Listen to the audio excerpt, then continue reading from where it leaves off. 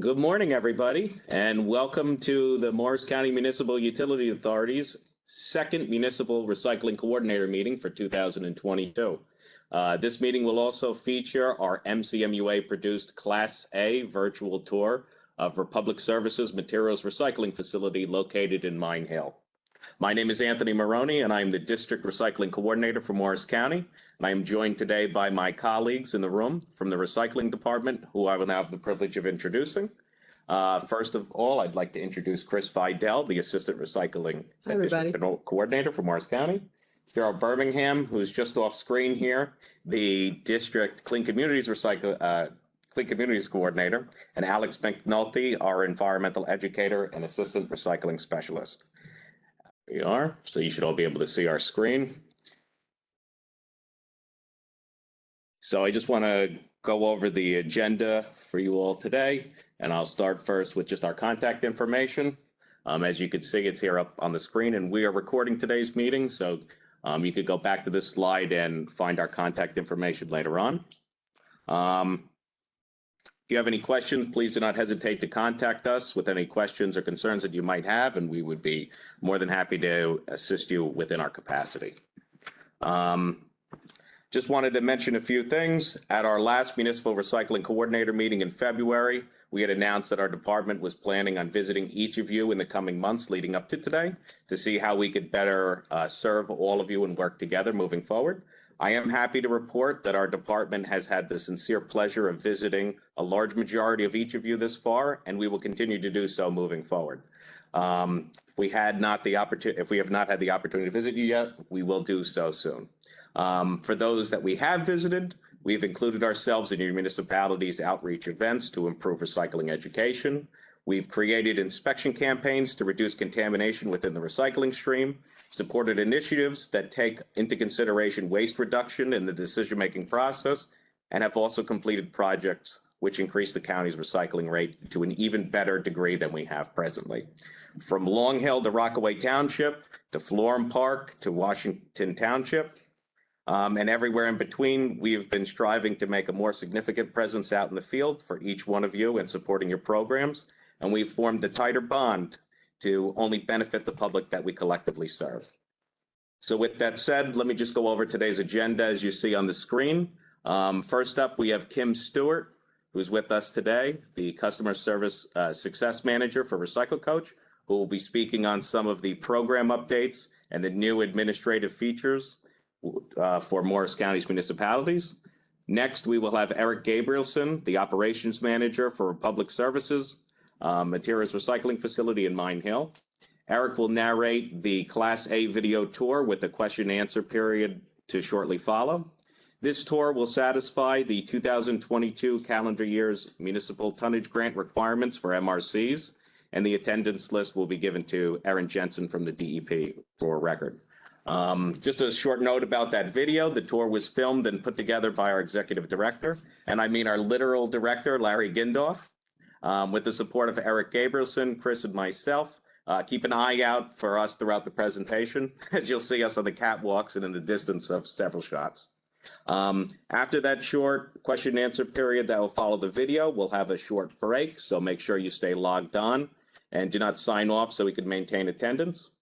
After that break, we will continue our presentation with Alex McNulty from our office and Al Gallo from Long Hill Township. They'll be speaking on our curbside Tag It Leave It campaign that we initiated in the town. We'll have Charles Dupre, the founder and president of Naturcycle, who will speak on compost education and its uses for public works and recycling professionals. And then after our main speakers, we'll have some of our solid waste staff speak on their respective programs. Steve Adams, our vegetative waste and hazardous waste manager, will talk about some program updates for his programs. James Deacon, the solid waste coordinator for our office, will speak on the status of the transfer stations and program specific updates. And next we'll wrap up with Mike Nunn and Alex McNulty, who will talk about our curbside recycling program and our best practices for Morris County's municipalities. So grab your coffee, and we have a packed meeting. But just before we start, I just want to turn it over to Chris Fidel, who will review a few items. Thank you, Anthony. Just so everyone knows, this This webinar is worth 3 credits, but you have to stay for the entire meeting. So also, I just want to remind everybody that some CRP credits certifications will be expiring in December. So you'll need 6 hours of classroom and 14 hours of meeting credits. And if you have any questions, contact Carol Broccoli. Her contact information is listed on the screen. So we're also going to be posting this webinar in the next few weeks on the MUA's website, so you can review it again. So now, just a little more housekeeping. If you're calling in or sharing a computer, we have to know who you are. So please email or phone Cheryl after this meeting and give her the number you called from or the name of the person you shared the computer with. So I think you've gotten a few emails from Cheryl, so you probably have her email address handy. One more thing, and you're going to hear this a few times, but please type your questions into the chat box and they'll be answered after each speaker's presentation. So back to you, Anthony. Okay, thank you for that, Chris.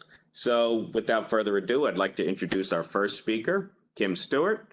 Again, she's the customer success manager for Recycle Coach, and she'll be discussing some program updates and administrative features with the Recycle Coach app. Kim, if you'd like to share your screen. No problem. Good morning, everyone. Hope everyone's doing well. I just went on my power walk this morning, so I'm feeling good. Pushing a 30-pound toddler in a stroller, so I think that also counts as weights, in my opinion, you know? Who knows? So I won't make this too tedious because I know most of you are actually taking the CRP classes now. So you're going to, in essence, see this in a couple weeks. I'll be speaking November 10th at those classes. And I will also be at Atlantic City for the league conference. Come stop by the booth. I'm bringing duck donuts and crumble cookies. So if you need a little nibble or a snack, come see me. But for those of you who don't know me, I am Kim. I'm actually local to New Jersey. I'm the only US resident that works for Recycle Coach. And they hired me on because they realized even though Canada and US are neighbors, we function very differently. And they really wanted an inside perspective. Since I am a military brat, I've lived everywhere at nowhere at the same time, but New Jersey is the place I do call home. So the state of New Jersey, DEP, they actually pay for our package for you, so there's nothing out of pocket to you. And what this is, it is Recycle Coach app. It's on the phone, and you can actually have it on your website as well. So what it is you have a search tool, what we call the What Goes Where tool, which has 400 materials and 15,000 synonyms. The DEP also pays for this information to be in Spanish. If you did need additional languages for your municipality, you do have to pay for it, but it is just $200 a year. We now also have image recognition. So if you just click the little camera on the search bar and take a picture of the item, it actually brings it up. We spent a couple years doing that algorithm and taking many pictures of everything you could think of to get that going, which is a fun feature, especially for kids. Calendars, so that's not just your recycling, garbage, organics pickup. You can actually use this as a community calendar. I've seen so many municipalities become above average in success when they do use it for an all-encompassing tool. So if you got like a pumpkin chunkin coming up, maybe a Thanksgiving food drive, put it on there. This also is hazardous waste events, which I know Anthony's really good about at least letting me know, if not putting them on himself, to make sure that county events are on there. We have a report a problem tool. I'll get into that. In-app notifications, marketing support, full analytics. So the web app is actually very important. We've done a lot of case studies and research to show that just telling your residents to download the app is not enough. You do need to have it up and present on your municipal site. We can change the coloring if you would like it. We'll always suggest placement of it. I know some municipalities are restricted on where they can put these kinds of widgets, but again, we do have studies showing where you place it does matter. And we have different options for that. This is just a little snippet of some of the studies we did. But what really makes our app functional for the DEP and for your DPWs is that we have an extensive material search. And this is what drives our education. This is what drives the little quizzes that are on the app for people to use. It is all based off of basically a brain. So every material that's put in, the information that's in there, that's where it creates this database, this brain of knowledge. So we can add these kinds of extra games and interactive materials into the app where you're not doing any additional work to it. All you have to do is make sure that that brain has the correct information. Now, this brain actually has a name. It's called the Cassie system. And again, it's to make sure that all the information that we're giving to the residents is correct. Now, what's also great about this is I know a lot of people have Nixle systems, which I think is amazing, but we also have our own, in essence, Nixle system. So it's called a report a problem tool, where residents, if they have a miscollection, if something's damaged, wrong information on the app, or anything else, I mean, literally anything else, they can actually report it to you.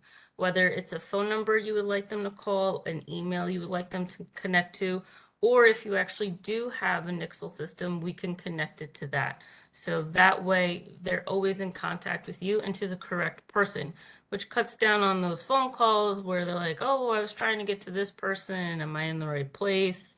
And then they go on forever with their life story. And it may not even be the right number.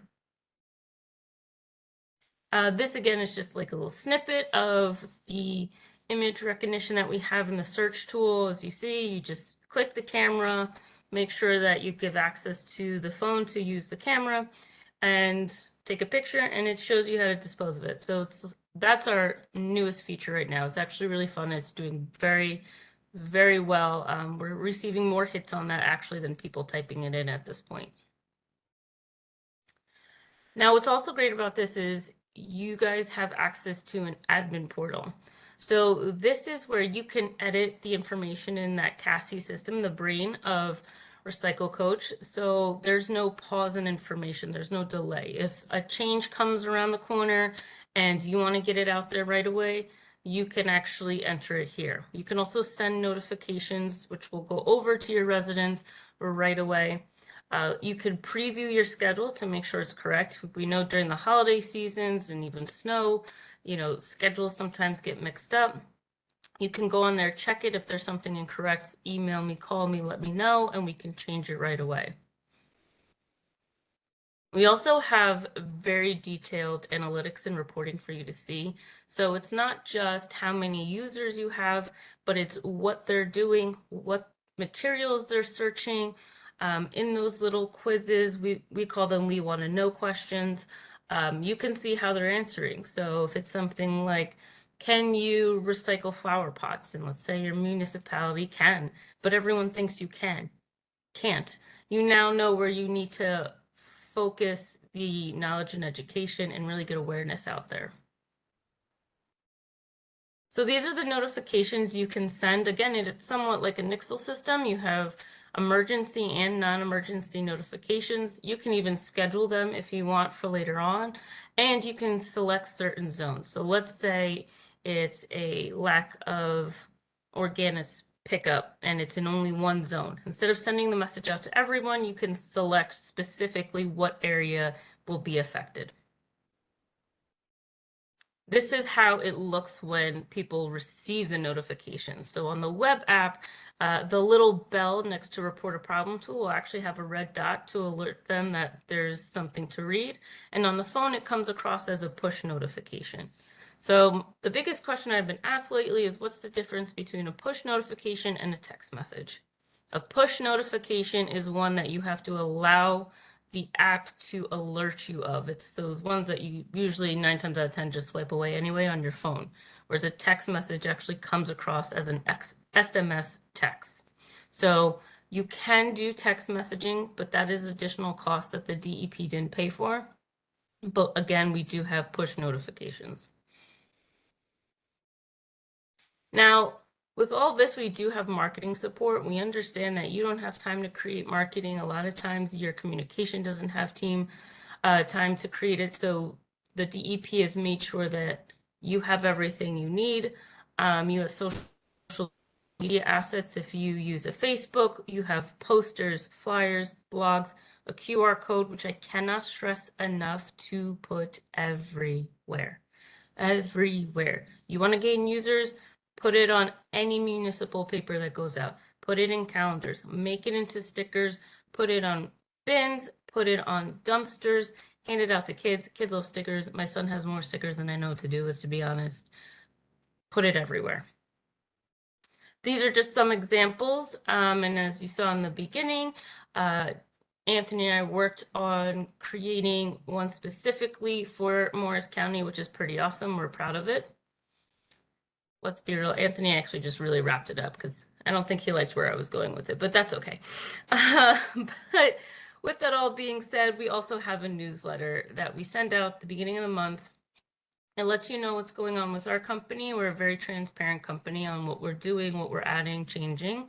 We also love feedback. If there's a feature that you think just doesn't work, let me know. I've never had a more flexible boss that when I say, hey, I've received a lot of complaints about something, can we work on this? He always says yes. Whether the change goes into effect is different, but we always try and come up with a solution. In this newsletter also, we have additional seasonal marketing assets. So like we have a happy Halloween, Thanksgiving, ones for Hanukkah, Christmas, etc. So definitely let me know if you want to get on that newsletter list and we will sign you up right away. I am, again, local, so please reach out to me. Mine Hill, I did not forget about you. I swear on everything holy, I will reach out to you. This is our busy season, and I just had a medical procedure that took longer to heal than I expected. So I am a little behind, but I do work very hard. I have a lot of love and trust in this app and in this company. I was emailing Anthony last night at like 11 o'clock. So I am very dedicated, just slightly behind. So please bear with me, but I am here to help with anything you need. Does anyone have any questions? If anybody has any questions, please feel free to write them in the chat and we'll bring them up to Kim. See anything?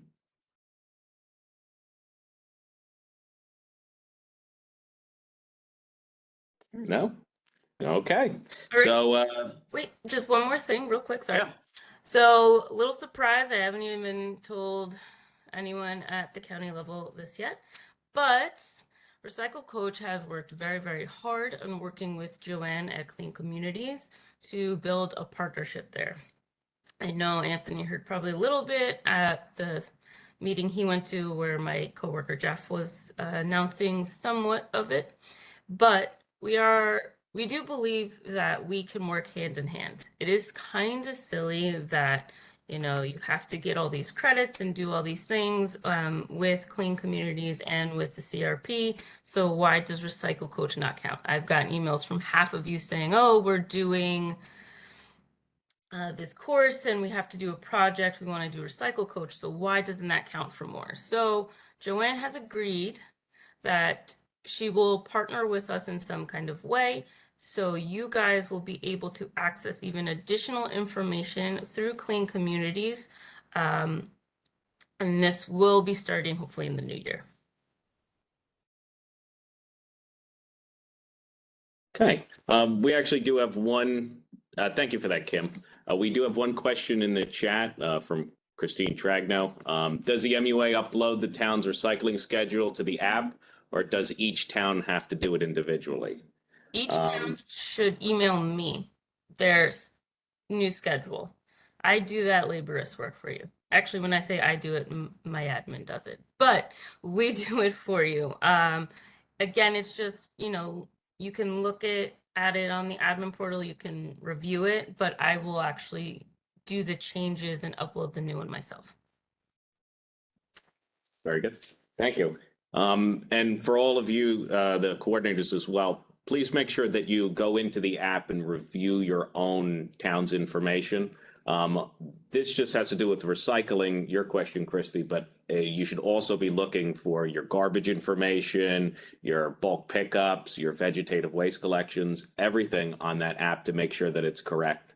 And even if you don't use Recycle Coach, you should still, once again, go into it and make sure that if you use another program, the program that the DEP set up for you, your information is correct. And I know, Kim, you tried to reach out to a few of the towns that are using other programs to make sure that their information is correct. So please reach out to Kim if you have not done so already and review your information that's on there. Okay, so Kim, thank you so much again for that presentation. And if you have any questions, her contact information will be included at the end of the our presentation and when it's uploaded on our website. Okay. Thank you. All right. So next, the moment we've all been waiting for, our Class A recycling tour. Our next speaker will be Eric Gabrielson, Operations Manager for a Public Services Materials Recycling Facility in Mine Hill. With him behind the scenes is our director and producer, editor, Larry Gindorf. Together, they will be taking us on a tour of Republic Services facility with a question and answer period to follow. Gentlemen, you're all set. Take it away. Before you start, by the way, I'd just like to introduce Eric and say welcome. And since we're not sharing a screen, I don't know if this is going to show up as a full screen for everyone. So in the layout button in WebEx, I would suggest you move it to stack mode. So this presentation takes up most of your screen as opposed to seeing individual boxes of everyone. So if that makes sense to everyone in the audience, it may make sense just to take a second to figure out how to make our presentation full screen. And with that, I'm handing it to Eric. All right, hit start. Go ahead. Okay. All right, everybody's on stack mode and I'm gonna hit start, so. And just so you guys know, go to the top of your screen where it says layout, and you'll see it right there in where it says stack. Okay? Thank you. Sorry about that, Eric. No worries at all. Good morning, everybody. Welcome to the tour of our facility, Republic Services facility in Mine Hill, New Jersey. We're a Class A material recycling facility. We handle mostly single stream here. As you can see here, it's always sunny skies in Mine Hill. Anyway, we took this back in the spring and boy, it was beautiful then. I miss it already. Here we are showing our location. We're centered very much in really the heart of Morris County, and we're able to service Sussex County, Warren County, and of course, Morris. This video here, I love this startup because this shows the drive up to our facility. You'd never guess that the biggest piece of traffic going up and down this road was trash trucks all day. We take great pride in keeping our neighborhood and our neighbors free of any of the materials that fly off the back of trucks. And most people coming here say they would have no idea that there was a 200-ton-a-day recycling facility on this street. So here starts our tour. A truck comes in, and they just rolled onto and off of our scale. At this point, they're recording information about the origin, the material, the hauler. This is where your tons equation starts. All of this is necessary for so many reasons we all know so well. And I'm going to take a quick pause here. I recognize that there are many of you who have done this tour physically, but I'm also been made aware that there's some of you who have not had a chance to. So I certainly welcome any of your questions that you have down the road. And if I go through something a little fast here, please feel free to ask. Anyway, with that in mind, this is where really the heart, you know, where it all begins and ends. And for us, the bookkeeping function is very important at the scale. So after scaling in, a truck heads up to our facility's tip floor area, where we have two people who operate that part of the process. We have a tip floor operator and a wheel loader operator, and they guide traffic safely in and out. We get over 60 deliveries a day of trucks, and typically they'll come at the same time, or, you know, when the routes are finished. So it's very important that you maintain safe distances and safe order of unloading, just to keep from anything happening up here, because this is one of the most dangerous parts of the facility. So you see here, the MUA truck, in great shape by the way, is delivering a little single stream into our main single stream tile.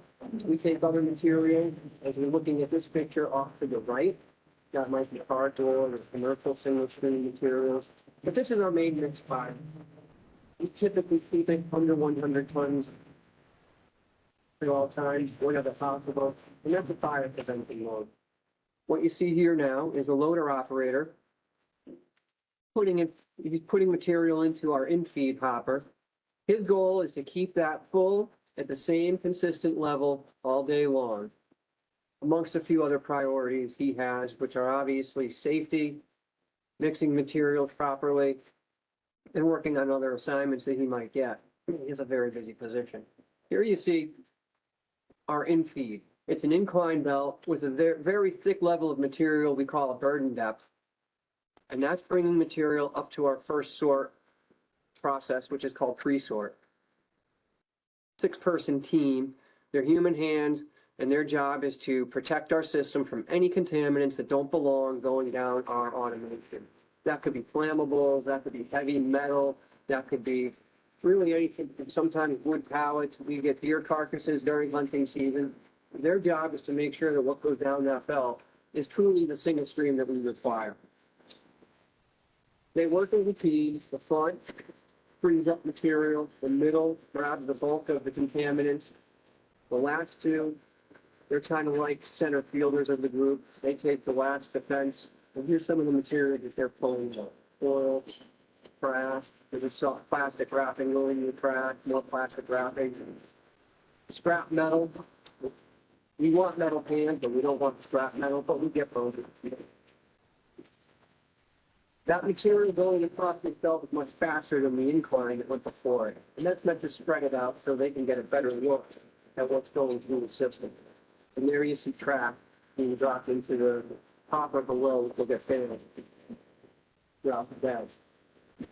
These 6 people are our most important sorters. They keep our system protected. Here you see the beginning of our automated sort, and these are our disc and star screens. Okay. Cardboard goes through our system. It's the largest item. It's pretty voluminous and it's lightweight, and it's the first thing we want to remove. It goes over these shafts, which have spinning metallic discs on them, and the large 2-dimensional material floats up and above, while these 3-dimensional materials that you see drop between spaces in the disc screens. Same thing happens with paper, only those are rubber discs and the spaces are small. What you see here is material on your left that went through the OCC screen, material in the center, which never was too small and never went there. And now in the center of the screen, you see glass, which is going in for cleanup to our glass blower system. What you're looking at here is our glass trucker. We'll take a quick stop here. If you've ever been to my facility, you've seen this order before, you've seen this automation. But if you've not, we take off cardboard first. We have 2 paper screens which take out news. And this system was put in place in 2010 when there was a lot more news in the system. But they take out larger 2-dimensional materials, newspaper, larger format papers. After it goes through the paper screens, it hits the glass where it's crushed to about a 1-inch square piece. And that glass crusher will take just about any item that's about 1-inch square. So that might include bottle caps, small batteries. Really, it recognizes size, it doesn't recognize material. But just to catch you up on the sort process, by the time the glass is finished, over 80% of the material is removed from the system. So I'll resume the playback. Okay. What you're seeing here is the end of our very last paper screen. It's a finishing screen that gets 8.5, 11 and smaller. And now as we pan over, you see 3 different quality control belts, and those are all carrying paper. In the background, you can see a cardboard quality control belt and another belt taking containers for the container sort, which we'll cover later. Typically, we have between 2 and 4 people on the lines at all time. In this case, you see there's one person on one line. Probably somebody had to go to the bathroom. This was also taken as staffing numbers were very low coming out of the spring. But here you see quality control pulling off hangers, pulling off cardboard. You'll see plastic bottles. In the way that we live now, plastic bottles are a lot lighter than they were 10 years ago, so we get a lot more of them in our paper. And you also see a lot more small boxes from Amazon type deliveries. That effect has been a big influence in what is today's grade of mixed paper. As we move out of quality control, materials go into bunkers for storage and then end up here, going up the baler belt, up another incline, dropping down a chute and into our baler. We can make a bale of cardboard in approximately 4 minutes and a bale of paper in approximately 3 minutes. And in the course of a day, it's not unheard of for us to make 150 or so bales between cardboard, paper, trash, and rigid plastics out of this building. And you can see here, we made quite a few prior to the filming of this that didn't get shipped. As a quick stop, one of the biggest challenges we have in our facility is the size. And we don't have a lot of room to store things, so we're very vulnerable to port disruptions. And that could be market interruptions, that could be shipping. A year ago or two, there was a problem in the Suez Canal where that got blocked by a ship that somehow got stuck. It's any number of things that can stop us at the port, but we always have to be thinking about where we're going to store our next truckload of material if trucks don't keep showing up. So lots of little bottlenecks in the system, but we manage them every day. And here you see a forklift operator loading a truck of paper out for someplace in Asia, but not China. Unfortunately, we're not shipping to China these days. And this belt has containers going across it and containers leaving the building to go to our automated sort in our other building, our commingled building. Here you see the truck that we were loading just a moment ago, and the belt that you just saw takes a pretty long journey across our lot and into the next building. In a second, we'll show you what our glass looks like that I mentioned. Okay? What comes out of our glass cleanup system is what you're looking at here. And for those of you who've been in my facility before, this isn't anything new, but that's actually a very good quality single stream MRF glass. That gets taken off to a market and melted for new products, be it bottles, etc. It's sorted into brown, I should say amber, green, and clear colors. As we progress out of the single stream and into the commingled building, I'll take a quick note to tell you that this building was rebuilt in 2016. The technology here is about 6 years younger than what you just saw, and it includes 2 optical sorts and some other traditional sorting technologies, which many of us are very aware of, but I'll talk more on when we get to them. The transfer drops down. As I'm taking a quick stop here, I'm going to let you know, you saw another pile next to our glass, and that was the containers that come out of our single stream building. What we can do is, if we ever have to, we can manually infeed our container building, or we can use the belt. And sometimes if there's a stoppage in this building, we'll fill that bunker up while we correct the stoppage. So what you saw next to the glass was exactly that. And we have 2 ways to feed it. You're seeing the bottom side of our automated feed. We'll switch now to the top side of that automated feed, and there you can see our sort stations up above. Everything drops down into a bunker after sorting. And here it is coming out of the single stream building, and as I said, over 80% of the material is already gone. So where we're sorting at about 27 tons an hour through our entire system, you're seeing 8 or less come through here.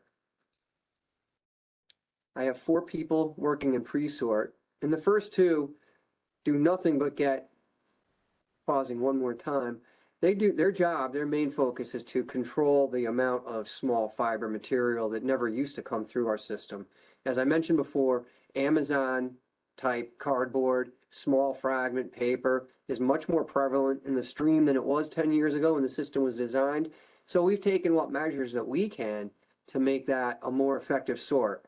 As paper goes through our containers, it affects the sort quality. So it's very important that we get as much of that out prior to our optical sorts and the other technology that we have in this building.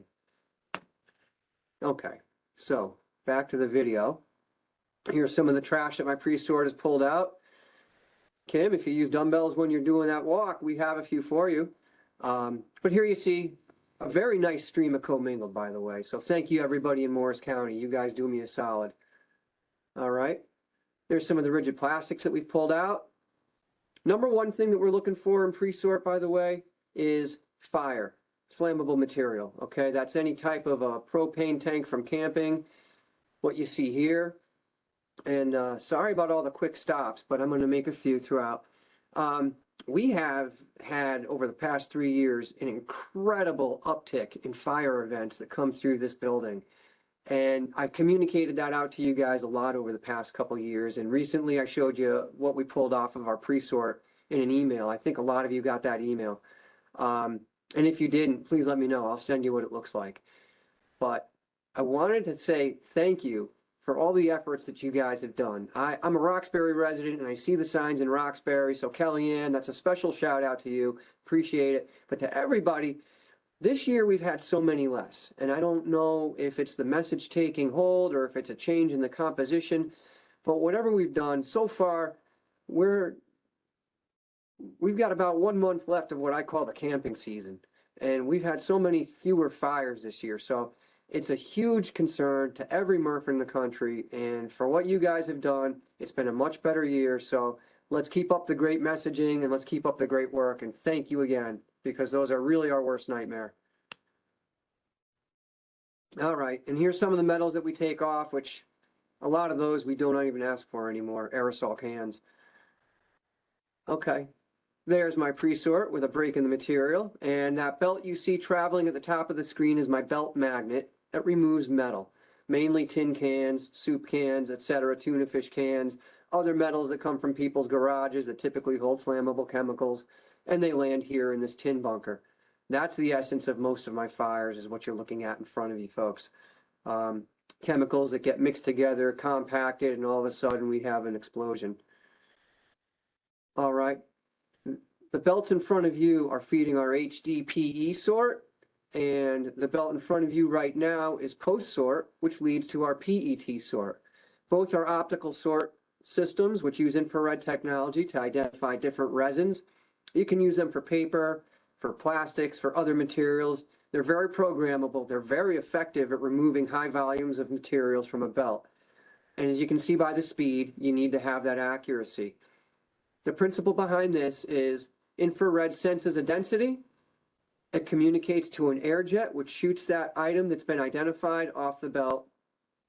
We have a bar and a wall that separates the overs, in this case it's your PET, from your unders. You'll see a profile view of this, which shows really how effective it works in just a second. And for PET, which is the #1 most voluminous plastic that goes through the stream, this piece of technology is pretty much essential in 2022. And here's the slow-mo of it. This is great photography, Larry. Nice work. I actually never got to see it in this detail until Larry did this film, so this is great for me to see. But you can see how that bar rolls downward, so things that are questionable that hit it are encouraged to go downward in your unders pile and not your overs. And at the end of this, there's a quality control person picking out the mistakes that are made by in-air collisions, etc. So, piece of equipment that every Murph should have. All right, this is quality control after my HDPE optical sort hits. And you can see a positive sort being done on HD natural. The HD color goes as a negative sort into a bunker below. So taking a quick stop right here.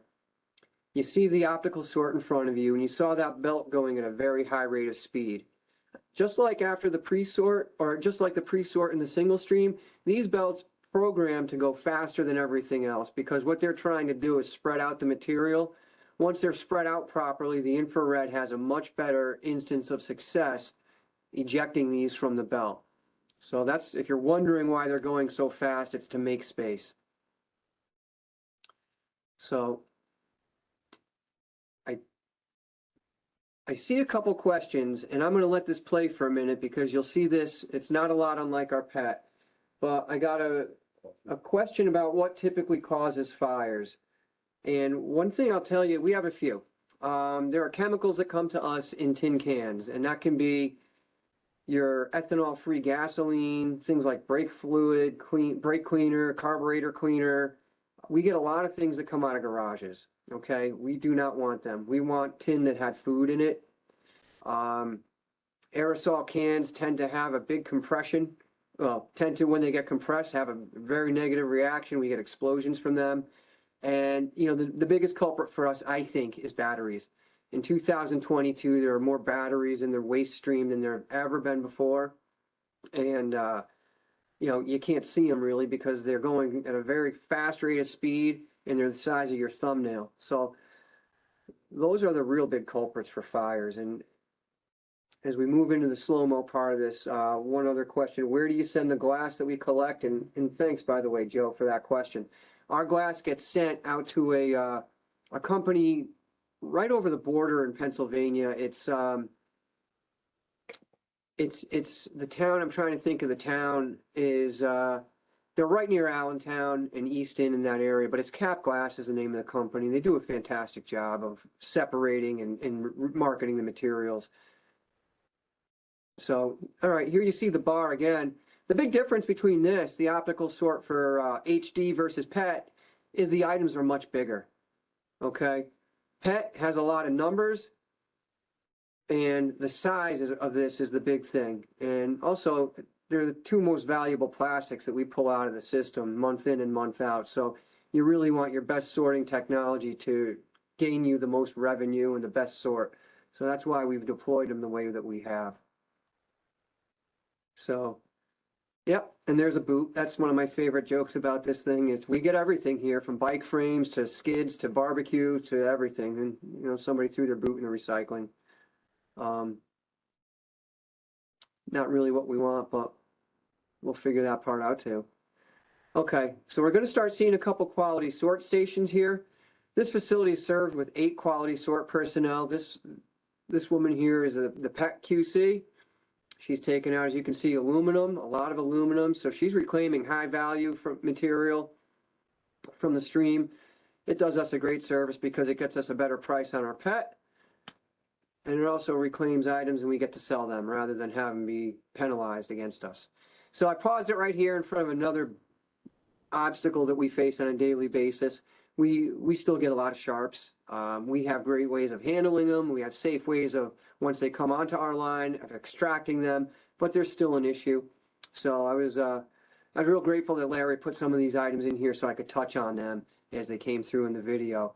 I don't know where all of our sharps go, but the one thing I would recommend is when you're talking to your people and you're educating, maybe bring it up and ask them what they do, because it's something that, you know, these things are dangerous. My sorters deal with a lot every day, and putting them in harm's way is something I'd always like to avoid. So what you see now is our eddy current for aluminum. In an eddy current, you see materials jumping off similar to an infrared sort. This is done through reverse polarity, and it's set to a polarity that basically repels the aluminum that goes through. And that's your aluminum cans, your beer cans, your soda cans, it's your cat food cans. We still get foil in pretty large amounts. All of that gets ejected from the eddy current belt. And here's another angle of my pet sorter and Mr. Anthony doing filming from the other side there. And there I am walking over to see my trash belt. Your trash belt always tells you what your sort is missing. And one thing that we've learned in the past year is paper is getting through at a prodigious rate.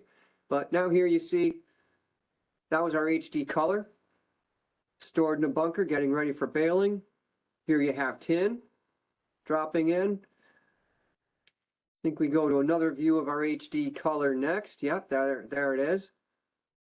And in our next view, you'll see HDPE natural getting ready to go up the baler belt and into the baler. We make about almost 2 truckloads of that in a month, not quite. It's our most valuable plastic. And here you see rigid plastic, you see cardboard, and you see paper in front of you. And down in the corner, you see more paper. This film was done when there was an issue at the port. Obviously, I can't say what it was, but shipping was definitely slow that week. Let's take a quick second here. So let's see. Let's go, what causes fire? Yes, okay, so Amalia, we've never met, but thank you for asking a question. Do you get cleaner recycling with dual stream? I can't say yes or no to that, but I will speak specifically to my system.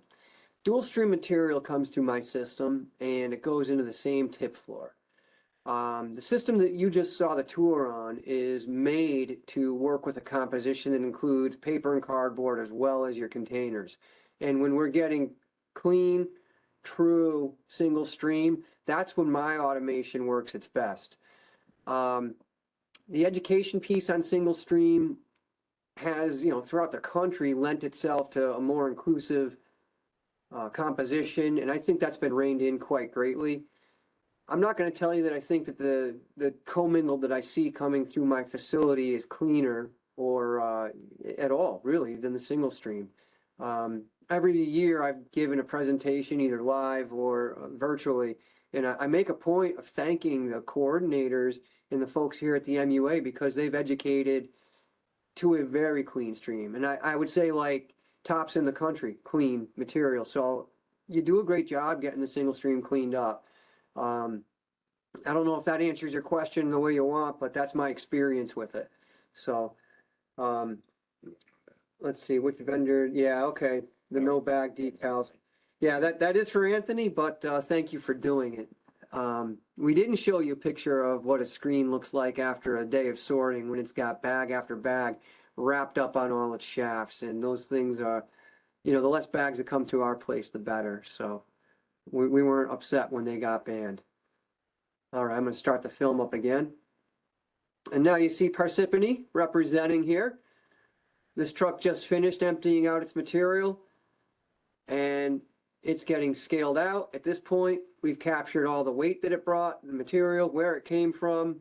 We know the time of the day, etc. Any questions that anybody ever has about a load that came through, we can answer via the material, the information that we capture here.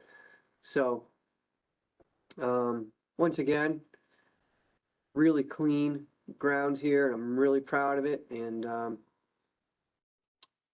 formerly we were Recommunity, which you still see on the sign up there, and that's still our name, but we are part of Republic Services. So I'm going to stop the video and got some technical adjustments we're making here.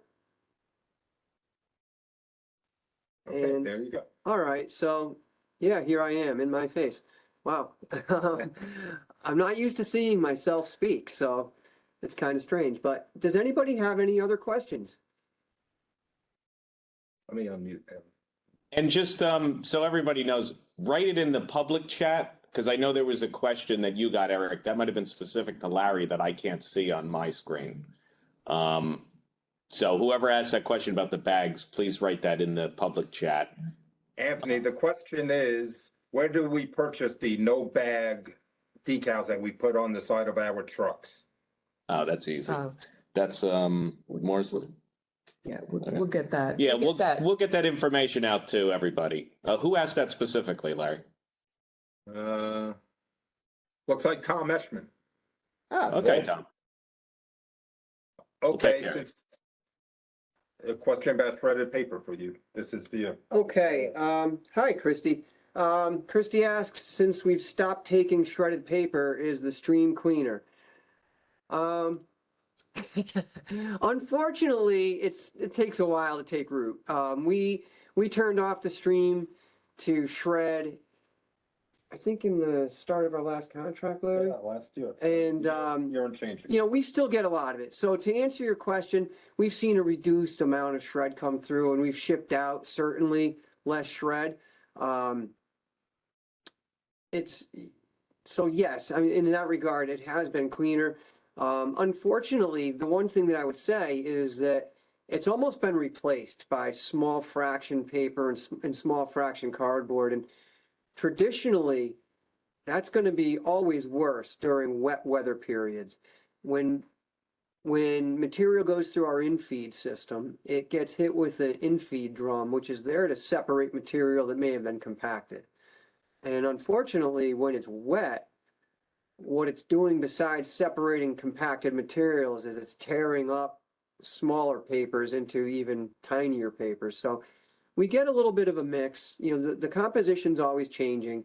I'll say this, I'm really grateful for getting less shred. So keep that message going. Please.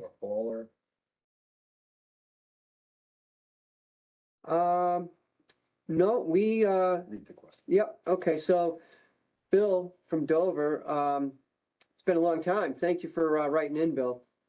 I was told recently by the hauler, they had a meeting with me and we want to put shred in paper bags. I really don't want shred. And I can talk with the hauler a little bit more in detail. I don't want shred, to straighten that out. That's, you know, it's something that, it's not helping our system. It creates issues. So, yeah, okay. Are there any other questions at this point? All right, if you guys ever need to reach out to me, most of you know how to get in touch with me, and my information is going to be put in here as well. So I hope you'll feel free to. A number of you have in the past. I'm always happy to speak with you guys. You do such a great job, and you know, we're a team. You guys support me with what you do by getting us great material.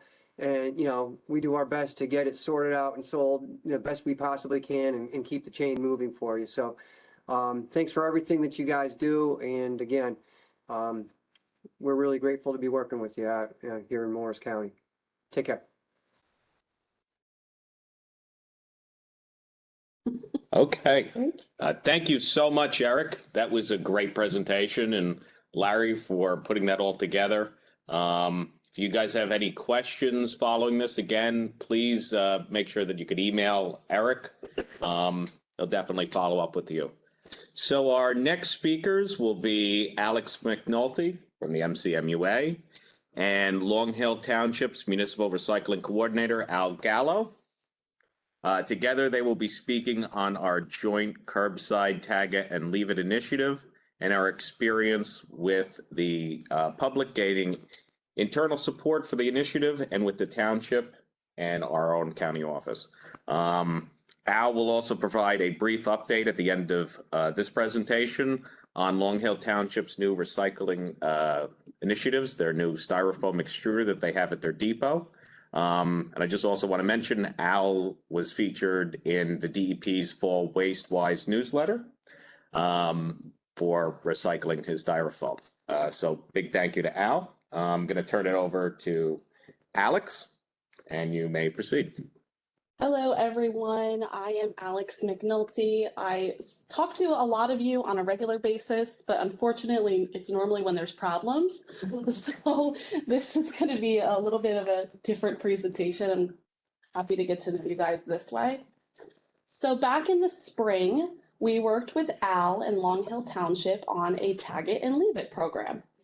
Back in the springtime, Anthony and Al were actually doing their CRP classes together, and they started talking about doing inspections in towns, recycling inspections. And Al had mentioned to Anthony how he was interested in doing a Tag It and Leave It. So Long Hill is one of our newer towns, and it did make a lot of sense for us to go there, spend a lot of time, and do Tag It and Leave It. Before the pandemic, we had done a smaller version of Tag It and Leave It where we went into Morris Plains and we did just a couple of streets and tagged a couple containers with the administration staff over there. So this was going to be on a much larger level. So in Long Hill, we collect recyclables for them every other Monday. In order to get going with this project, Al provided us with a breakdown of the street zones. When we collect recycling in Long Hill, we do the entire town. We don't do multiple different days of different zones, but their garbage is collected on different days. So we took the trash zones and we went each week, every other week, and did one zone per collection. So obviously we started with zone 1 and went all the way to zone 5. So in order for this to work, we had to have a lot of communication with Al and his staff, communication with our curbside supervisors, Mike Simmons and Dave Cole. A lot of you probably speak to them on a regular basis, and we had to work very closely with them and our crew. We instructed the crew to leave anything that was tagged and to not pick it up. So that required us to write down every single address that was tagged. Communication with the residents in order to get them prepared for the tag it and leave it was up to the town's discretion, and Al will talk about that a little bit later. So with this thing. Can go 1 second. Try it again. Okay. So here is the map that Al provided us of Long Hill Township and all of the different trash zones. The one that he gave us in person was color coded so that we were able to follow it. So here are a couple pictures of our tags. Something we learned along the way is that white tags don't work. So our front and back, as you can see that picture, is the tag that we originally used. We have the towns that we service and their contact information on the back. Long Hill has now been added. We had to put a little sticker before because they were one of our newer towns. So on the front is a bunch of common unacceptable items that we find in the recycling. So we would check mark that off, and these are connected with a wire tie. So we either tied the wire tie if there were bags around the bag, or if it was in a container around the handle for the container, and tried to spin the container or the bag so that they faced the road so the guys would see them right away. The picture of the green tag is one of our older tags that had we had used previously. We had green versions, yellow versions. These are a sticker tag. They don't have a wire tie. We realized as we were going along that we really need both, because sometimes the wire ties aren't working for what we're doing, and sometimes you need a sticker. Likewise, on the other hand, you're not going to stick a sticker on somebody's container, so the wire ties were better. So on collection day, the MCMUA office staff would get into town early before the crew would get there. We'd go to our designated zone and we would start tagging containers. So it was really important for us to communicate with the crew which zone we were in on that day so that they were prepared to look for the tags and leave the tagged items behind. We also kept a list of addresses for the tagged containers so that when residents would call later on, we could let them know, hey, you were tagged, just in case a tag fell off or a tag was removed. So now I'm going to turn it over to Al Gallo, who is the Long Hill Township Director of Public Works and Municipal Recycling Coordinator, and he's going to talk a little bit about his experience and how he prepared for Tag It and Leave It.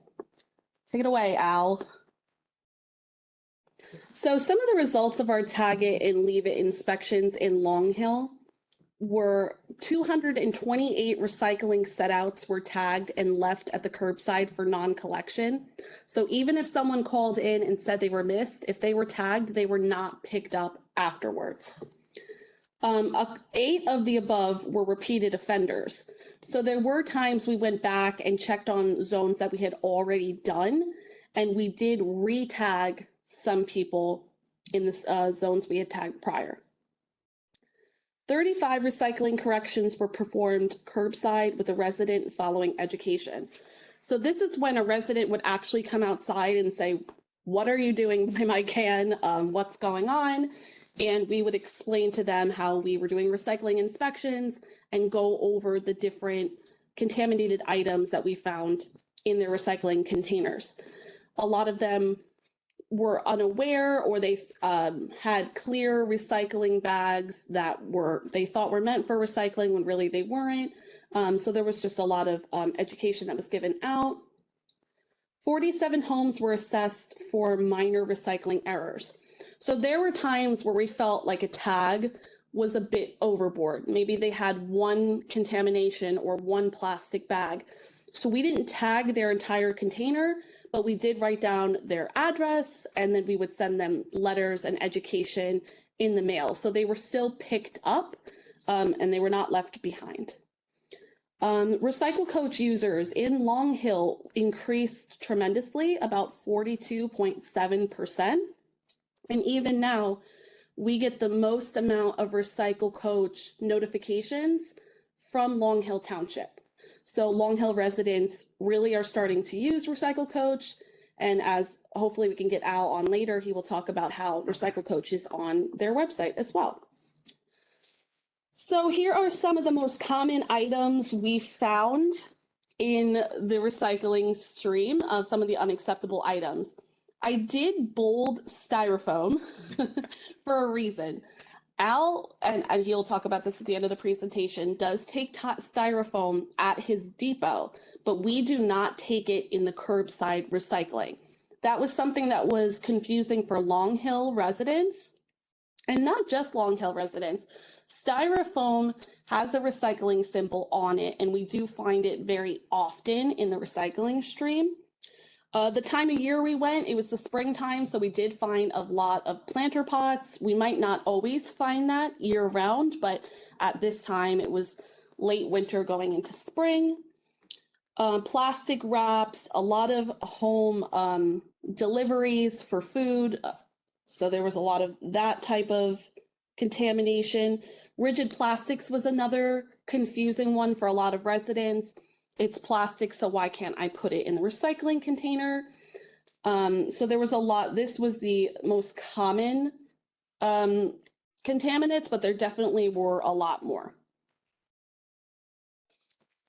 So other results, as you can see, we worked closely with one particular apartment complex in Long Hill that in the past has had a lot of contamination.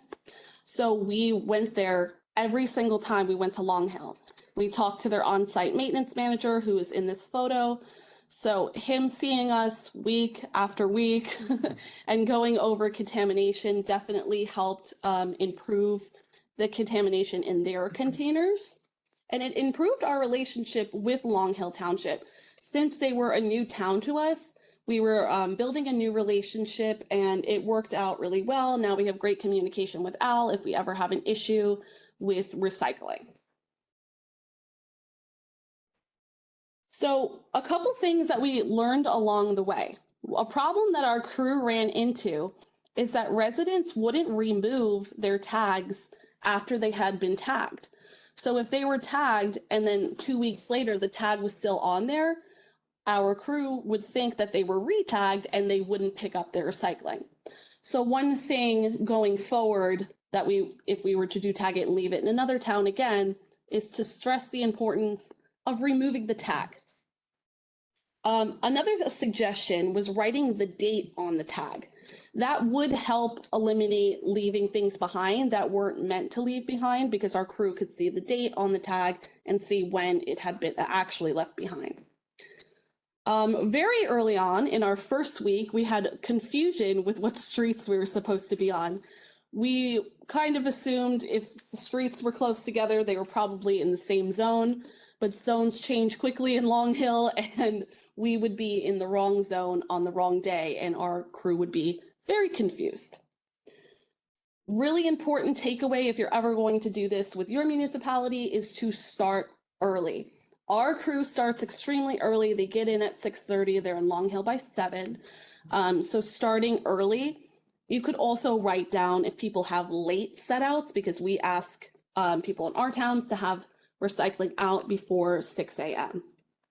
As I mentioned earlier, having a couple of different types of tags is definitely super helpful. We noticed with the wire ties, they didn't always work out for what people were setting out. If someone's putting out a cardboard box with styrofoam in it, where am I putting the wire tie? There's nowhere really to tie it around. So that's where a sticker would be most useful. So having a couple different types of tags. Making the tag visible is also very important. Early on, we used our white tags, as I mentioned earlier. And as you can see, even in the photo with Anthony and Cheryl, there's white bags. So had I put the white tag on the white bags, that could be very easily overlooked. And there were a few instances where our crew did take things that we had tagged because the tags blended into the bags. About maybe our second time into Long Hill, we decided to have our educational flyers on hand. I did not think we would run into as many residents during the day as we did. People are curious, what are you doing? You know, you're around their house and looking through their things, so they want to know why you're there. So having the educational flyers on hand to be able to reference and hand over to the resident was super helpful. Okay, so now do we have Al? I believe we have Al here. Hello. There he is. Hey, we got How's everybody? Thank you, folks, for that presentation. I just want to thank Mike Nunn and his crew that's on the roads, and Anthony and his crew that came every other week to do the inspections. I think our recycle has been a lot cleaner, and the biggest part is education. And we've done that, and I think there has been improvement, especially with the apartment complex and some of the other locations that we service. This came about because, like I said, Alex said, me and Anthony were in class together, and I would drive around and look at stuff and say, wow, there's a lot. Most of the contaminants that stick out right away are the plastic bags, and so we decided to do this program. I think it's worked out well for us. You know, we had a zoning code enforcement officer helping us, along with a few of my guys at the time, going out on different dates with the county. We just hired a new code enforcement officer this week, so he will be taking over the responsibility along with myself, checking on the days that the recycling's picked up. I think the program's worked out well. The recycle coach has been a big help getting the information out, like Alex said. And a big credit to them for actually taking the time every other week to come out here and get this program going. I think the biggest thing, and I tell Anthony this all the time, is the educational part of recycling to the residents. And I'm sure Alex feels a lot of calls, so does my assistant here. And it's been a pleasure working with you guys, and I think it's been a great program, and I think the MRF is happy because Long Hill's recycling's cleaner. awesome. Thank you, Al. Yep. Did you want to speak at all on the styrofoam? Sure. So we just purchased a foam cycle machine this year through our capital money that the town allotted the DPW. We are opening up to other municipalities in Morris County slowly. So Anthony, is it okay if I put my email in the chat, and then if somebody wants to contact me or come look at the machine, they're more than welcome to come down and take a look. And maybe if they want to drop off here, we could work out By all means, Al. And we'll get that. arrangements and what we're looking to do as far as taking on other towns. Yeah, and we could send out just a email to the coordinators as well for that, and we'll post this the slide up here just with your contact information on it now.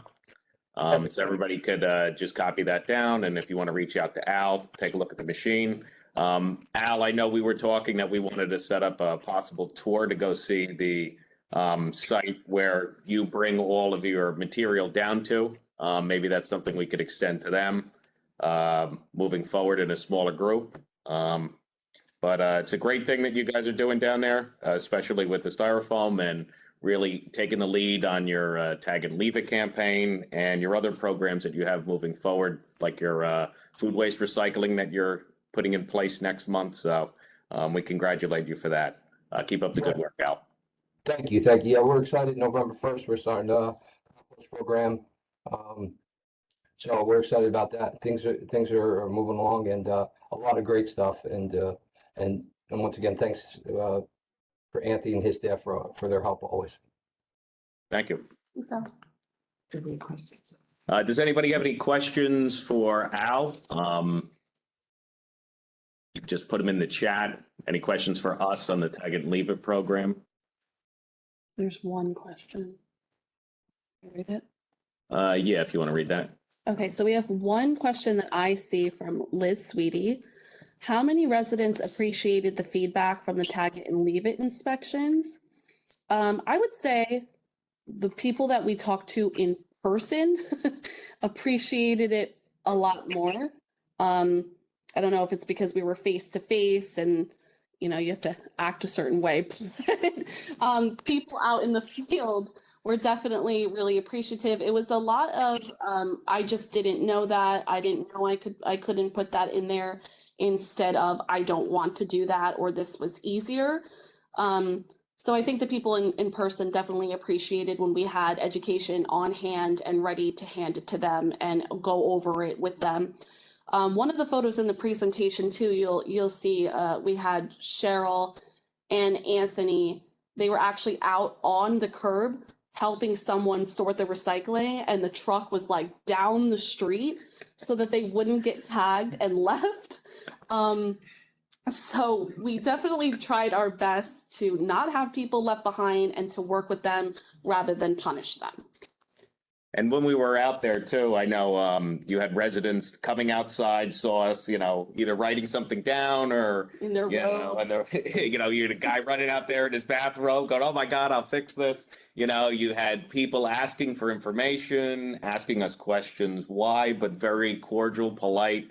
So we definitely made an impact. People that needed extra education, we mailed that to them afterwards. I don't think we had a single really negative experience from anybody. No, even people who called and when they asked why was my container tagged and we went over it, it was a lot of understanding and appreciative of the knowledge instead of angry that they were left behind. Mhm. It also really does help that Al has a depot in town, because a lot of the residents had another outlet for instead of waiting for 2 weeks for us to come back, they would sort out the problem at home and then they could bring it to Al's depot in town. So that was also very helpful. I think we had one more here. Liz also asked, what were the most common unacceptable items found in the Tag and Leave It program? Styrofoam, plastic bags, cups. Cheryl's whispering from the side, cups. We also had seasonal items like the air filters, because it was getting around, it was June and July. So we had the air conditioning air filters. It's a weird one. Because they had the cardboard outer shell and then they had the filter inside of them. So that was kind of weird. Plant pots. Plant pots were seasonal. What else did we get? Definitely plastic bags. Yeah. A lot of residents in Long Hill were really trying to recycle, and it was a shame when their recycling was beautiful, but then it was in one of those clear plastic bags that you buy from the grocery store that say like good for recycling. They're not. Don't do that. But a lot of residents were trying and the intention was right. Just the execution needed to be worked on. And the interesting part that we did see with the connection for a recycle coach was those items that we were tagging were the items that residents were actually searching for through Recycle Coach. And we could see that on the back end, and they were wondering how to actually get rid of them properly. What should they do? So you definitely saw that interaction there. Plus, you also saw the whole recycling rate go up as well, just from our interactions in town.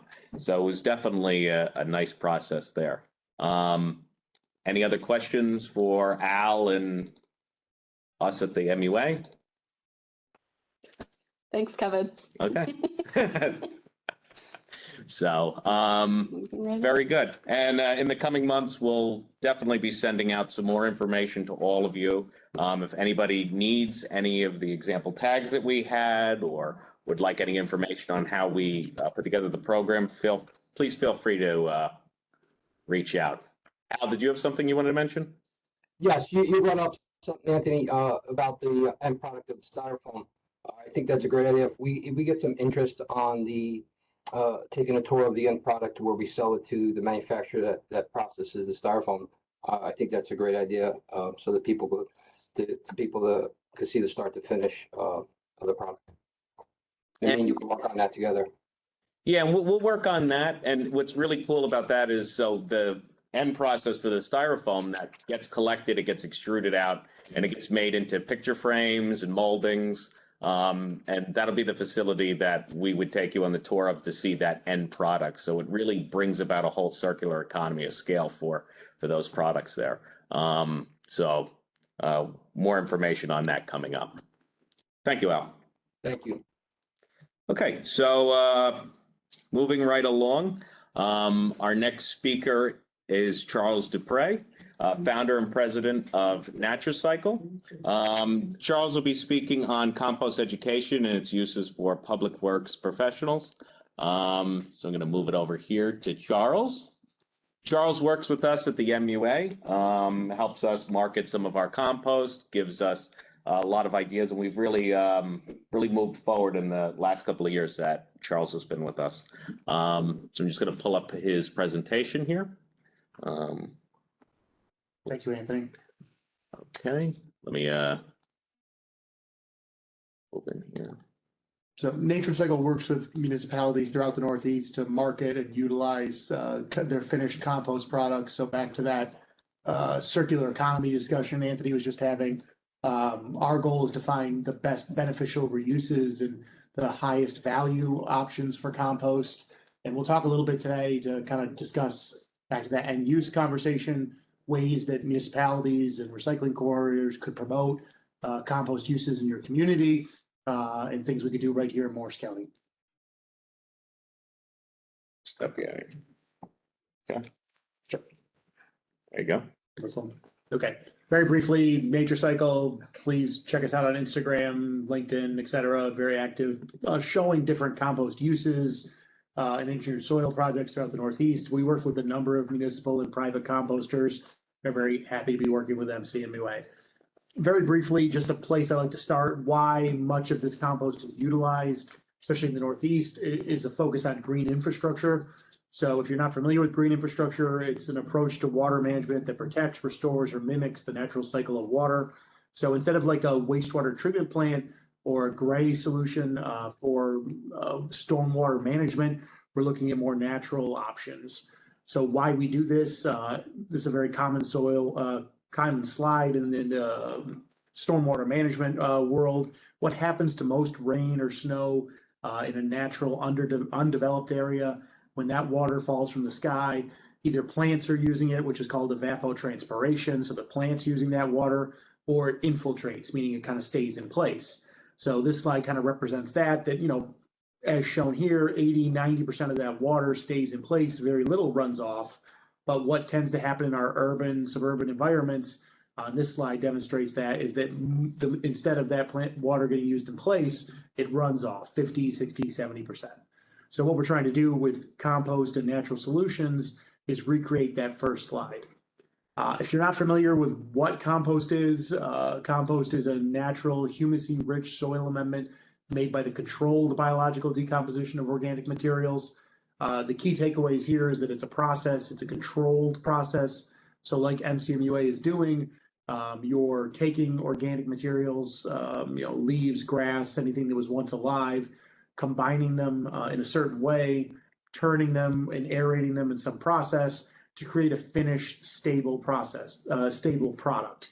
So that compost is a noun and a verb. So there's the process of composting and the finished product of compost. And what we'll talk a little bit about here is how we could use some of those materials back in our own communities or in our own, those different projects of different scales. Just throughout the project, throughout this presentation, there's a couple different pictures of compost of different types and kinds, just to kind of give you an idea that they're all well-made products, but compost might look different based upon its inputs and how it kind of comes together in the final process. So if you're not familiar with how compost is made, or you're learning more about these things, currently you start with a high ratio of carbon to nitrogen, meaning a lot of woody carbon-based materials with a lot of green, nitrogen-based materials, like maybe in this example, grasses or even food scraps. Combine those two materials, and what happens, just because of the natural biology around us and fungi that's currently just in our environment, they will break down that carbon and stabilize that carbon for use in soils. So it's a process of time and temperature. To briefly kind of touch on this subject, we could spend a lot more time getting into specifics, but you're balancing carbon in nature, and this would happen in a forest or in your backyard. But what MCMUA and other commercial sites are trying to do is expedite this process and manage it to get the best result possible. So now we kind of briefly touched on how compost is made. I want to really focus on the end use and the circular aspects today. Yep. Okay. So why we use this, just again to briefly touch on this, there's 3 key benefits to using compost in a soil. Compost as a product is best used as a soil amendment. So you get 3 benefits. You have physical benefits, chemical benefits, and biological benefits. That physical benefit is improving that soil structure, meaning more water is held or more water infiltrates. Chemical benefits could be those potential nutrients that are present or modifying or stabilizing pH. And then the biological benefits are soil is a homeostasis type environment. So you're restoring a lot of that biology, the nematodes, the bacteria, the fungi, by adding compost back to a potentially degraded soil. So if you haven't seen it before, MCMUA, one of their sites, is currently enrolled in a testing program that then allows us to determine the best uses for that compost. When it comes to any product, right, you need guidelines and use guidance and values you can determine on how I use this paint or what type of tire I buy for my car. If you've ever seen that, there's a scale on a tire that tells you the size, the rating. And what you can develop with something like this technical data sheet from the compost is I can find the right compost for the right application. So this is actually Parsippany's test data that kind of shows you common agronomic factors if you're into soil science, things like the pH or the soluble salts level, and then we can determine how that gets best used. The good thing, Parsippany's materials, very well made, kind of a very general compost use, could be applied to. You could use it in a soil, on top of a soil, because of the nature of the characteristics of it. It could be broadly used in a number of different applications. If you had a more mulchy compost that was had a higher wood content, that might be better used in different applications, but today we'll just focus on this as an example. And if you haven't seen it, again, this is a lot of agronomic and soils data, but you're having independent testing done that's very similar to what might be done at a Rutgers or other soil labs, that then I can determine how stable and finished the material is, which is important from a compost standpoint. And you can see that here where it says the words very stable. You're measuring, is that compost process finished, which is important to determining, is this material ready to use in a soil. So I want to focus today specifically on the end uses. So we're going to jump right into that. Because you've got these resources of compost in the region, there's a couple of different paths you can kind of take to use. One that I really promote and think is very useful, especially from a municipal standpoint, is amending soils in place with compost. So instead of purchasing a finished topsoil product, any subsoil that's currently in place or might be stockpiled on a site can be amended with a well-made compost to create what we call a topsoil. So, that could be as simple as something like you see pictured where they're bucket blending these two materials together, or I'll go into a little bit more detail in a second, where you're, bigger scale of materials, but there's some real benefits to using that compost in the soil versus importing a topsoil. So the compost is lighter than topsoil. So in theory, I can bring in more material and do more amendment at a bigger scale than buying individual loads of topsoil. There's some benefits similar to a fertilizer. So often some specifications or end users might add additional fertilizer that might not be necessary with the compost addition. If you're familiar with hydroseeding as a solution for different soil repair and applications, this is a good material to pair with that. It also stores well on site. The compost, could be left on site for a period of time. If you're working overtime in a yard or a different area, these materials, there's no necessary reason they couldn't be on site for a few months at a time, to use as needed. So let's look at what I'm talking about here real briefly, just to kind of give you the general idea. This could be as simple as like homeowners raking in and breaking up this material into an existing soil, or, in the top right is what they call a rock hound, or something like that could, once the compost is spread, bring that material back into the soil. The key to success in this type of application is blending that compost and soil back together. So some sort of rototilling or mixing, because again, we want to use that compost as an amendment in this application. So we want to, blend it well with the existing soil to get the best result. So that's a brief look at amending in place as an alternative to kind of, use that compost in a circular economy. Another common compost application would be what we call a compost blanket. If you've never seen one, pictured here is a little bit coarser compost that's applied on a hillside application and then vegetated, and that becomes the stabilization technique. A very big application for DOTs in Pennsylvania, Texas, California. Hundreds of thousands of millions of yards of compost are used this way as a stabilization technique. So if you haven't seen a compost blanket, any slope can be stabilized in this manner. You're basically applying this organic material on top of the existing soil layer, and then as rain falls, the rain hits the compost and is slowed down and broken up. And then that's what gets your initial level of protection, and it provides good nutrients and organic matter for plant establishment, because eventually those plants are what's going to hold the hillside together. If you really want to get technical, I can get into what they call the AASHTO specification for these materials. This is the American Association of Highway Transportation Officials, and Naturcycle is glad to share this information after with anyone and get specific specifications out there, things your DOTs or planning department might use or build into your specifications. But for a brief example, if you're going to do a blanket like this, on the left pictured is what that kind of compost tends to look like. A little bit coarser material, something we could definitely do at MCMUA as well. And we do from a number of sites in the Northeast. It's a bit coarser combination of compost so that it slows down that water when it falls on it.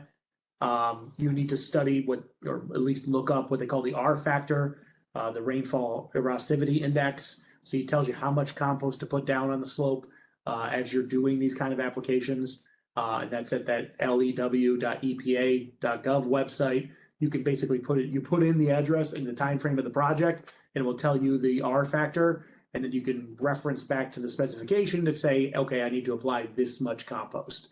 In this case, you can kind of see there that the R factor is that index number. So in this case, we'd call that an average rainfall. And for a vegetated slope, we need to apply about 6 inches to a foot of compost to stabilize that hillside. Again, if you haven't seen it, this is that specification. It just kind of tells you how the compost ties back into that use. We'll go through it very briefly. Again, more text that you can take a look at later in detail if you want to. But the key with a compost blanket is that it's not just on the edge of the slope. You're kind of enveloping a hillside and really blanketing it. So you're going up and over. You're kind of totally covering any area where water might fall. These blankets are, again, very common in major DOT construction, but I could see better uses in small applications in towns and municipalities where they have problem areas where you could apply these materials even at a small scale with a bucket loader or an excavator, just to stabilize areas that you continuously have problems with. So here's some examples, if you haven't seen them, where this material is more blown in on different slopes using a pneumatic truck that can apply these materials, which is very common in New Jersey. There's a couple of big pneumatic operators right here in northern Jersey. It's a more natural solution than some of the artificial products that are like jute mat or other green engineered plastic products you might see, because you're now leaving behind this compost and organic matter, and you're not coming back to have to remove it or deal with the plastic potential. So very briefly, just to kind of sum up, those are two good uses potentially for recycling coordinators and municipalities to be promoting. I did want to show like what that full circle can provide and what Naturcycle's done with some of the material from MCWA. The Persephone material in particular went to a project we did in 2019 and 2020 and 2021 in Manhattan for a park that's in Lower Manhattan called Pier 26. So this entire pier looked like that on the left before, an existing structure, just concrete.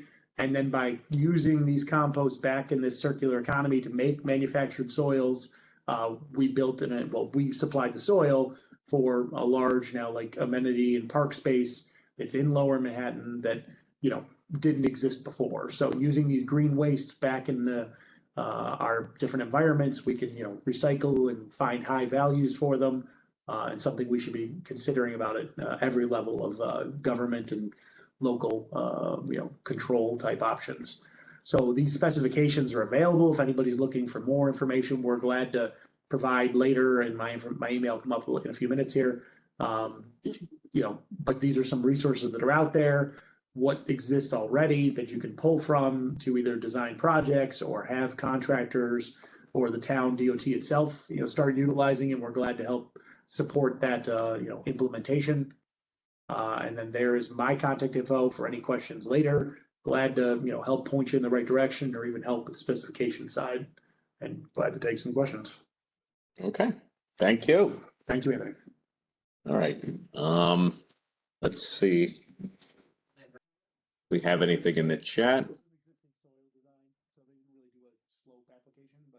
Wait a second to see anybody puts anything in. Could you repeat that question? Sure. James asked if the R factor was part of Okay. You must have done a really good job. thank you. Yeah. Answered all your questions. Oh, we have a comment. No, we use an existing soil design, so they didn't really do a slope application, but we just had a request for a project across the border that they had to share with them. So it's how would this work? Could you repeat that question? Sure. James asked if the R factor was part of the Manhattan project. Not in that example because it's an engineered soil, but in direct compost uses like a blanket for like DOT, or we're looking at a private project right now across the border in Tuxedo, New York, Tuxedo Park, I think it's called. They asked today about, how would this work for a blanket application? So, it's a common tool that designers would use, and even, even a town engineer potentially, and we're glad to help support it.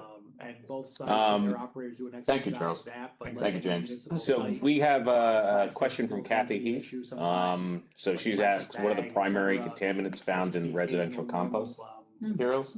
I mean, MCNOA does a very good job of upfront flow control, let's call it. The best place to stop contamination is before it comes in the door. We deal with a And number of both sites and their overall, operators do an I would say excellent job with that, but like any municipal site, plastic still tends to be an issue sometimes, like plastic bag, etc. Just the occasional normal, but residential, like trash type items, like that's why for some reason tennis balls or small plastic items sometimes get picked up in the street sweeping or other side. We deal with a Just number as of a follow-up, municipalities overall. I would let's say street MCNOA is sweepings, would the that have top contaminants in 5% it, you of think? keeping Yeah. contamination down, tend to be the biggest especially in challenge. Parsippany, So an anything excellent a material. municipality can do Mount to Olive is a very close make second. the residents understand that this But, is going to you know, beneficial realistically, reuse. there's Things some we level of talk about. contamination. That's I think why that helps close the screening loop, and that process these are management are so marketable important. products that help And, return MCNOA revenue does a very and good job with that. benefit to the municipalities. So keeping it as clean Just as a follow-up, possible, would just like the let's say recyclables, street it ups their sweepings, value. would that It's the have same thing with contaminants the in it, you green think? waste. Yeah, street sweepings tend to be the biggest toys, challenge. junk, So and other anything things the out of the street municipality can do to is make the residents understand that this is going to beneficial reuse. and things we Larry, talked you have a about. question? I think that helps close the loop, that these are marketable products that help you see it? return revenue and Yeah, benefits Larry the says when you municipalities. screen So keeping it as compost, clean as what is the possible, just like the residual recyclables, percentage? It ups their value. It's the same thing with the green waste. Residual, sorry, I can't Yeah, read. you know, toys and junk and other Fairly things out of low. I street mean, we sweepings. kind of do it on a It's helpful tonnage as well. basis, so I'd have to really. Question from Larry. I know Larry, you have a recently, question? the residual that we get out of there is actually is lower than we've had Yeah, in Larry past says when years. I know when you screen first came on, compost, what is the it was pretty residual high. percentage? And I think through the education that we've Residual, done at the residual, sorry, I can't MUA, read. through the education out in the Fairly low. I field mean, from we our own kinda do it on a operators, tonnage basis, so I'd have to through the really- help from the MRCs that you've provided, we've really cleaned up our streams substantially, allowing us to further market these materials that we have and get that out the door, allowing for you as the municipalities to bring us more materials in each year, and having that space and not closing you off earlier in the seasons certainly helps. So it all goes into the same, it's all circular, everything that we do. It's a few roll-off containers. I mean, it's not Right, it's it's not a not lot. Thousands of yards of material. It's a few roll-offs, probably 3 or 4. Yeah. A lot. And a lot of stuff that you will get, speaking of the residual side, would be like a landscaper that goes through somebody's backyard. So you see the dog toys, you see the kids, toys, you see the hose that you left in your backyard that he ran over. So you see all of that stuff. You see the lawn signs, pots, all kinds of stuff. Garden gnomes, yeah. So, and if anybody, so with that, I know we're kind of going over our time, so I just want to say once again, Charles's information will be included. If you have any questions, please feel free to reach out to him. He's definitely helped us a bunch throughout the years and continues to do so today. And is a valuable resource to the MUA. So thank you. Okay. So let's move right along with our next presentation. All right. So now we're going to start our portion just with the MUA solid waste staff and they'll be providing updates on their respective programs. So first up, I'd like to welcome back Steve Adams, our vegetative waste and hazardous waste manager, and he's just going to provide you with a short update on his 2 programs. Sure. Steve? Hello, everybody. It's good to see you all again. Before I start, I'd just like to take a quick second to personally thank Charles for everything you do to help these programs out. I know we don't always make it easy for you to help us, so I'm grateful for your patience and everything you do. Quick update for vegetative waste. As of this past weekend, we are officially back in leaf season again. What does that mean? The Parsippany facility is now available for an extra hour at the end of the workday, as well as Saturdays. You should have all gotten that notice sent out. Thank you, Charlotte, for helping me get that out to the MRCs. On paper, that goes through the beginning of December. Obviously, Mother Nature calls the shots with this program, and I see a lot of leaves are still up on the branches, so that is not set in stone. If you guys have any questions about those facilities, the requirements, the materials going in there, absolutely reach out to myself. I'd be happy to work with you on that. I know some of the towns have already started getting updated vehicle lists back to us that we're billing you accurately. Mr. Eschman, shout out to you. Thank you for doing that. That just helps keep everything running smoothly for us once we really have a heavy flow of material coming into the sites. The most helpful thing is just keeping your B and C classes separate. Just keep your brush away from the leaves. That is always a big asset to us if we can keep it clean coming in. With the hazardous waste program, we just had our last drop-off event of the year on Saturday down at Chatham High School. Thank you again, Kevin and Chatham, for hosting us. It went smoothly. We had 566 cars through. We are done with the event schedule for the year, but the permanent facility in Mount Olive is open to your residents Tuesday, Friday, Saturday mornings. They can now book appointments through our website, which I know you've gotten tutorials on in the past, but that's still an option. It's a great way to encourage residents to access that program, but they can always call in if they have help or if they need help If they're not computer savvy, if they have a disposal question that's more complicated, then you can get an answer through filling out a web form. We're still here to help via phone. Right now, we're going through the bid process. We should know by Thanksgiving, hopefully, who our waste vendor is going to be for the next stretch. Once we have that set up, then I can start working with them on an event schedule for next year. And when I have that information together, I'll absolutely get that out to all of you so you can promote it to your residents. That's all I have for you. I just want to keep this short because I know a couple of people have to speak still. But if you have any questions, give me a call, send me an email. Happy to help you out. And it's good to be back at the MUA. So thank you. Thank you, Steve. Do we have anything for Steve in there now? Okay. So again, Steve's contact information is up there. If you guys feel, please feel free to reach out. And with that, we will go with our next presenter. So thank you again, Steve. Thanks, Anthony. Pleasure to have you back.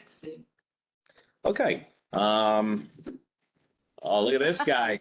Look at this guy. So next we have James E. Deacon, our MCMUA Solid Waste Coordinator, who will be providing us a quick update on the status of our transfer stations and program-specific updates. James will also be featured in the Gentlemen of the MUA calendar coming out next year.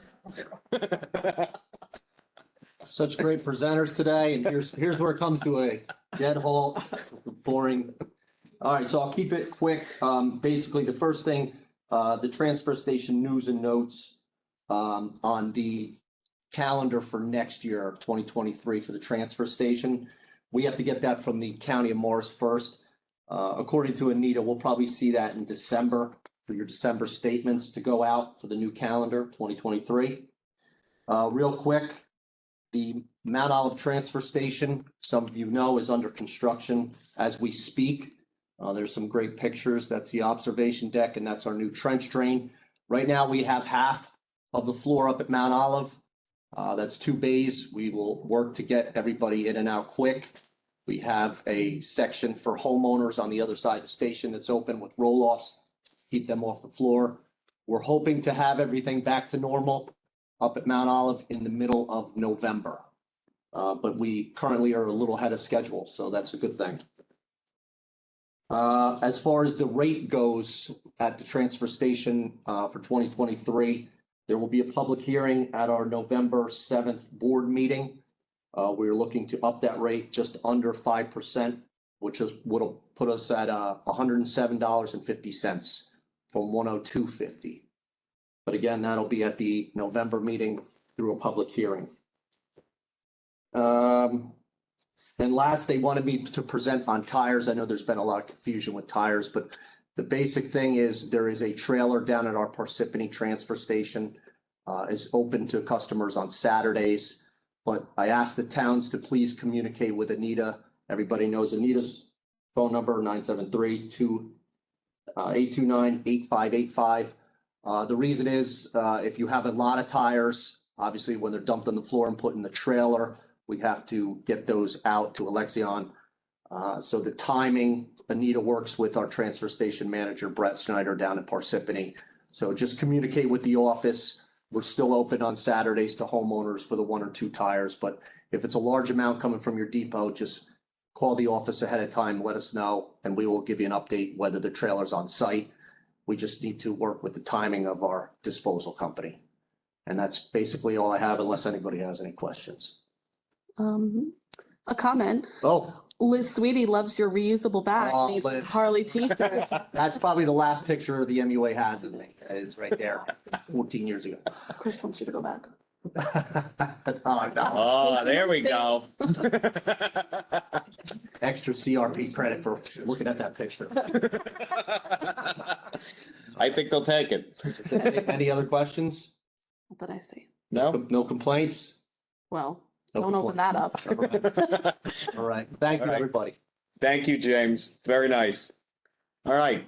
So next, what do we have? Tom Eschman wants to know where you stole this shirt from. Okay. Well, let's move right along. All right. So moving right along, I'd like to introduce Alex, our our environmental educator and assistant recycling specialist. Let me just move this over to Alex. I'm back, everyone. And Mike Nunn, our assistant operations manager. They will be talking jointly together about MCMUA's curbside recycling program. They'll be providing you updates and best practices that could be applied for each of your municipalities.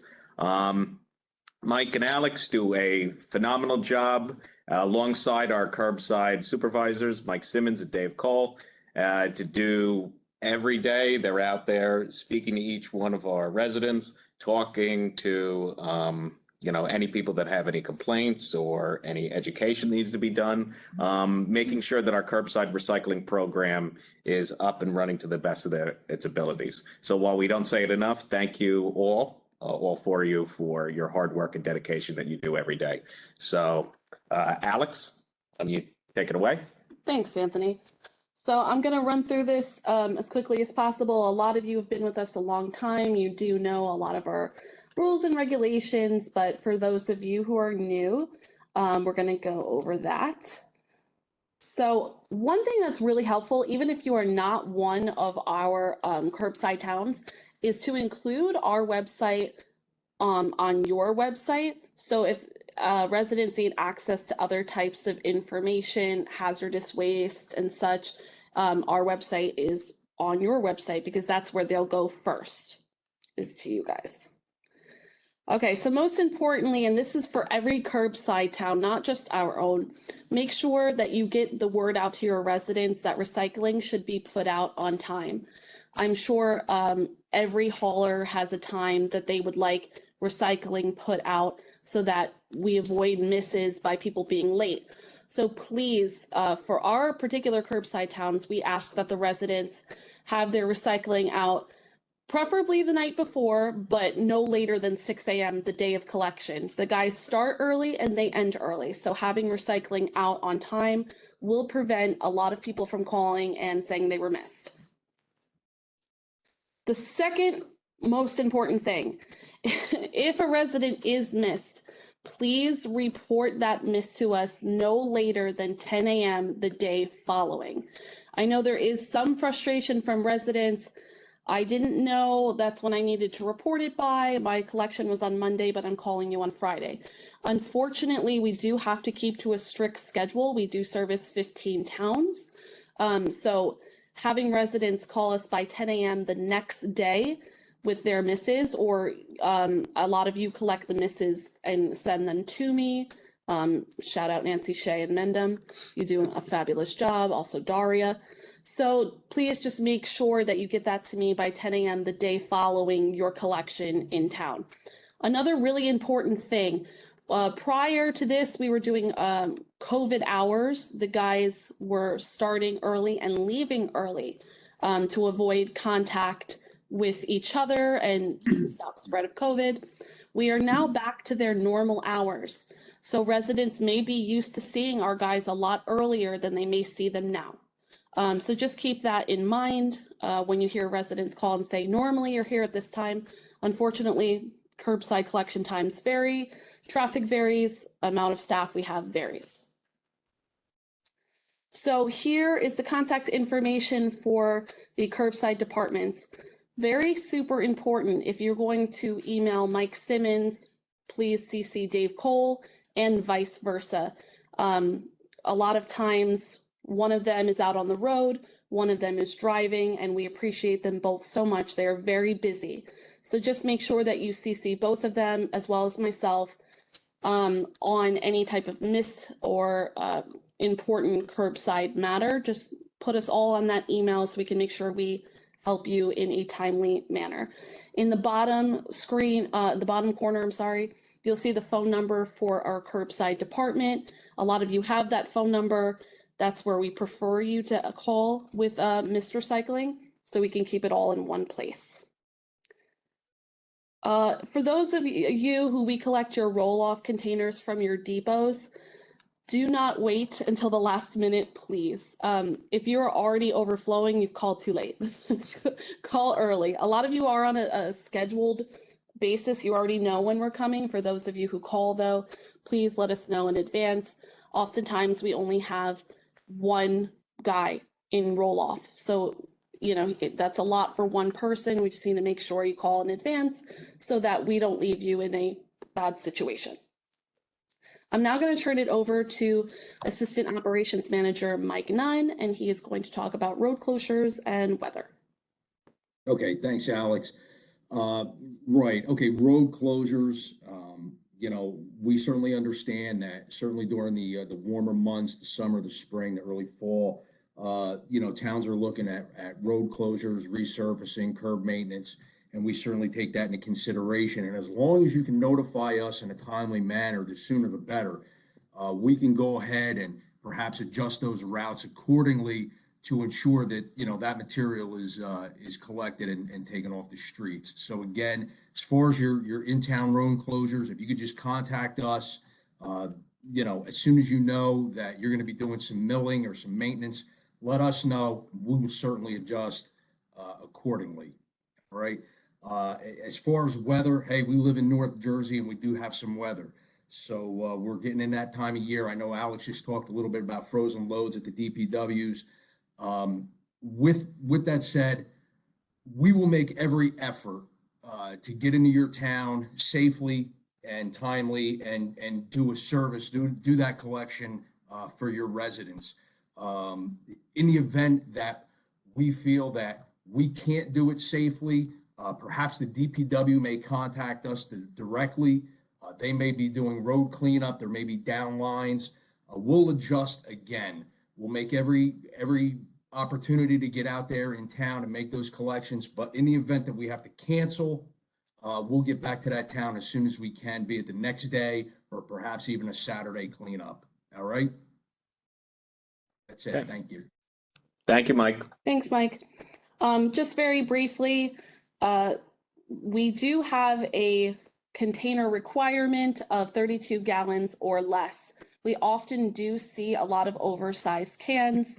We have some of our trucks that have a lift on the back that allow the guys to pick it up, but not all trucks have that. So it's really important you stick to the guidelines of having a 32-gallon container that does not exceed a 50-pound weight limit.